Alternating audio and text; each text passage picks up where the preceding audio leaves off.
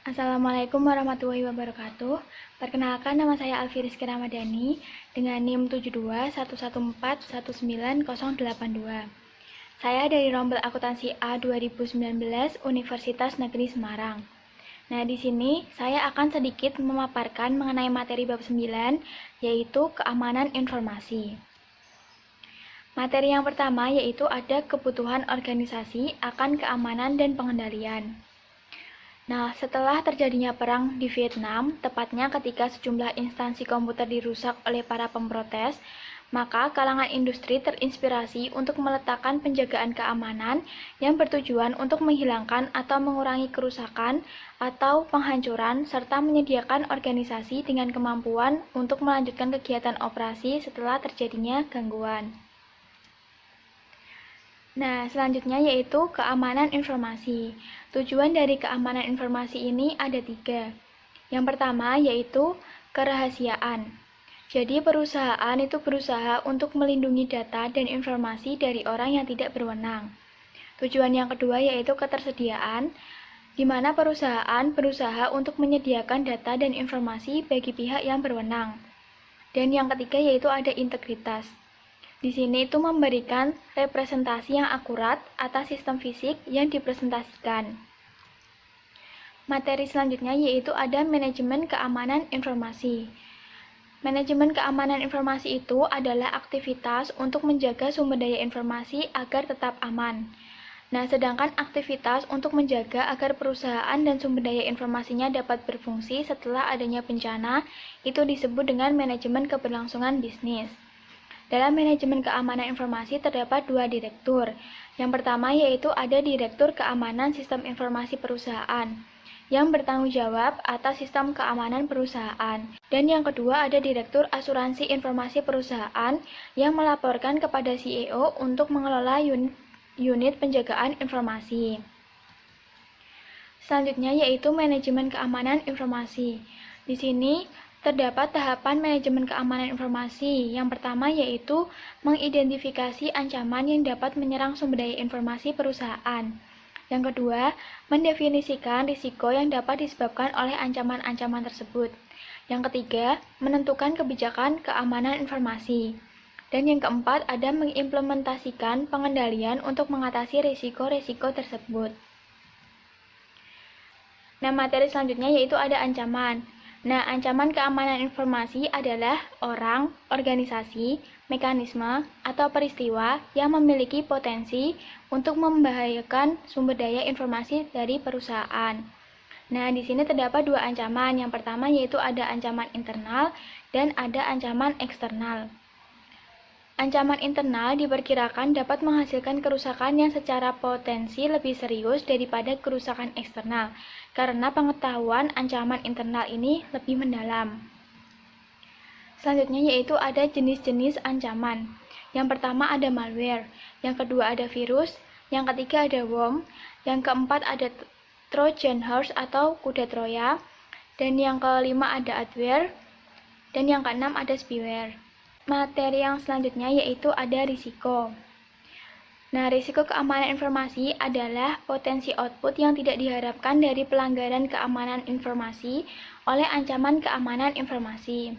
Di sini terdapat 4 bagian dari risiko. Yang pertama yaitu pengungkapan informasi yang tidak teoritis dan pencurian. Yang kedua yaitu penggunaan yang tidak terotorisasi. Yang ketiga yaitu penghancuran yang tidak terotorisasi dan penolakan layanan. Dan yang keempat ada modifikasi yang tidak terotorisasi. Materi selanjutnya yaitu ada manajemen risiko. 4 langkah pendefinisian risiko. Yang pertama yaitu ada identifikasi aset-aset bisnis yang harus dilindungi dari risiko. Yang kedua, menyadari risikonya. Yang ketiga yaitu menentukan tingkatan dampak pada perusahaan jika risiko benar-benar terjadi. Dan yang keempat yaitu menganalisis kelemahan perusahaan tersebut. Nah, setelah analisis risiko, hasil temuannya itu didokumentasikan dalam laporan analis risiko. Isi laporan tersebut adalah deskripsi dari risiko tersebut. Yang kedua yaitu sumber risiko. Yang ketiga yaitu tingginya tingkat risiko. Yang keempat yaitu ada pengendalian risiko tersebut. Yang kelima yaitu para pemilik risiko tersebut. Dan yang keenam, tindakan yang direkomendasikan untuk mengatasi risiko.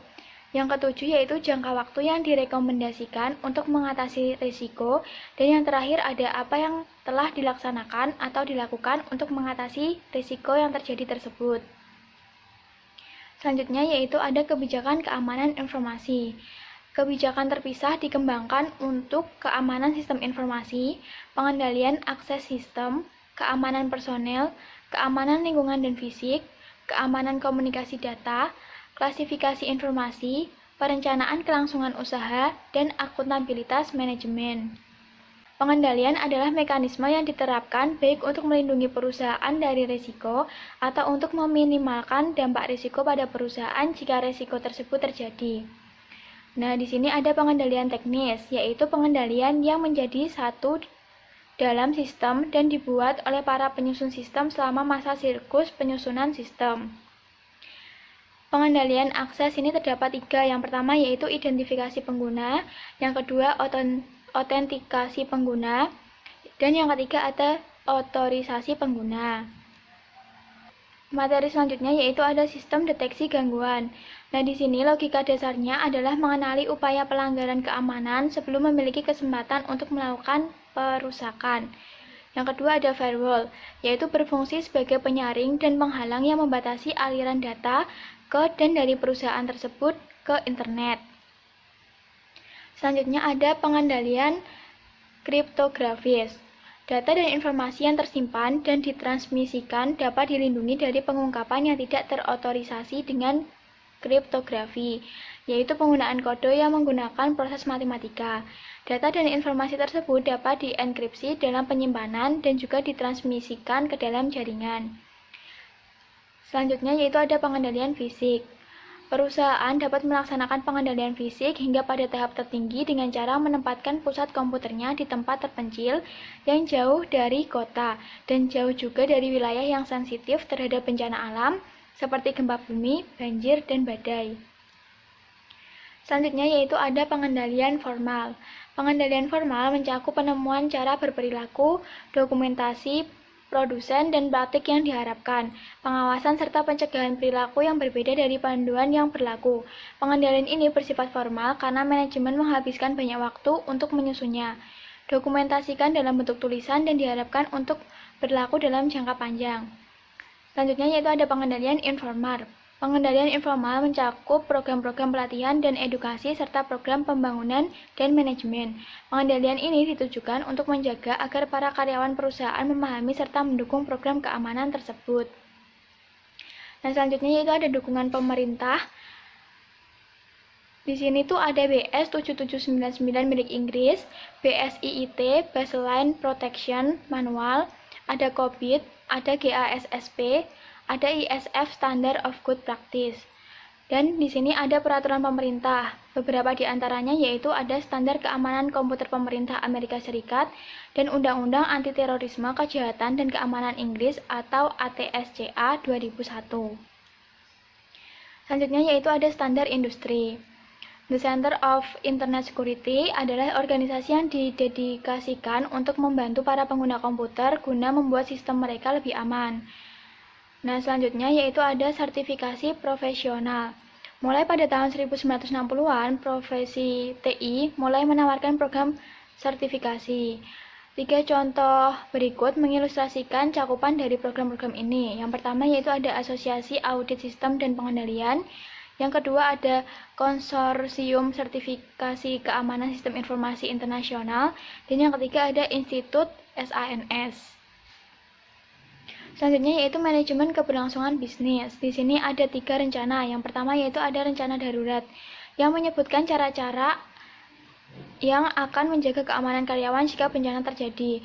Yang kedua ada rencana cadangan, yaitu perusahaan mengatur agar fasilitas komputer cadangan tersedia seandainya fasilitas yang biasa hancur atau rusak sehingga tidak dapat digunakan. Dan yang ketiga yaitu ada rencana catatan penting, yaitu catatan penting perusahaan adalah dokumen kertas dan media penyimpanan yang penting untuk meneruskan bisnis perusahaan tersebut. Sekian yang dapat saya presentasikan. Kurang lebihnya mohon maaf. Wassalamualaikum warahmatullahi wabarakatuh.